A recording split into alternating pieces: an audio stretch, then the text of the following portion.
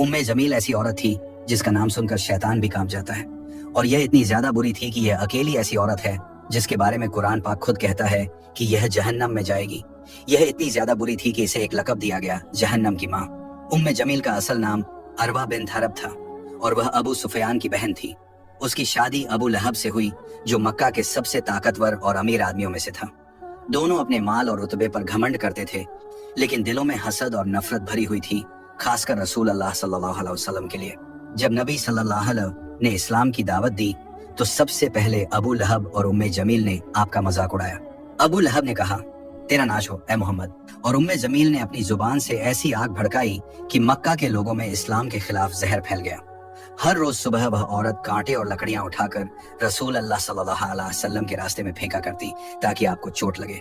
दिन के वक्त वह बाजारों में इस्लाम के बारे में झूठ फैलाती और रात को लोगों के दरमियान फितने और बदगुमानी पैदा करती। उसकी जुबान तलवार से तेज थी जो किसी के ईमान को चीर देती थी।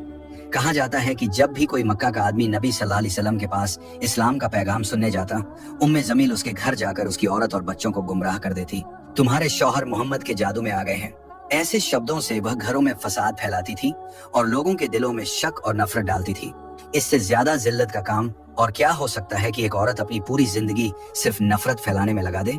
जब सूरह अल-लहब नाजिल हुई और अल्लाह ताला ने उसके अंजाम का फैसला सुना दिया तो उम्मे जमील गुस्से में पत्थर उठाकर चिल्लाते हुए निकल पड़ी, मैं मोहम्मद को ढूंढ रही हूँ, उसने मेरे और मेरे शौहर की बुराई की है। लेकिन जब वह मस्जिद हराम पहुंची, रसूल अल्लाह वहां हजरत अबू बकर रज़ी अल्लाहु अन्हु के साथ बैठे हुए थे। अल्लाह ताला ने उम्मे जमील की आंखों पर पर्दा डाल दिया। वह आपके सामने से गुजरी मगर देख नहीं सकी।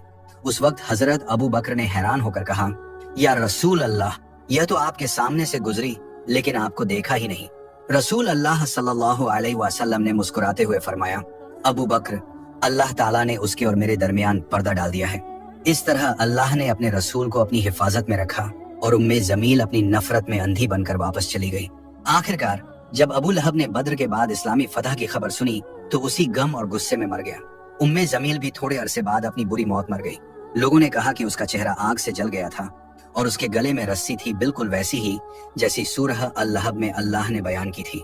कुरान ने फरमाया, वह अबू लहब आग में जाएगा और उसकी बीवी जो नफरत की लकड़ियां उठाती थी उसके गले में खजूर की रस्सी का फंदा होगा। यानी उम्मे जमील अपने घमंड, नफरत और फितनों के सबब जहन्नम की मां बन गई।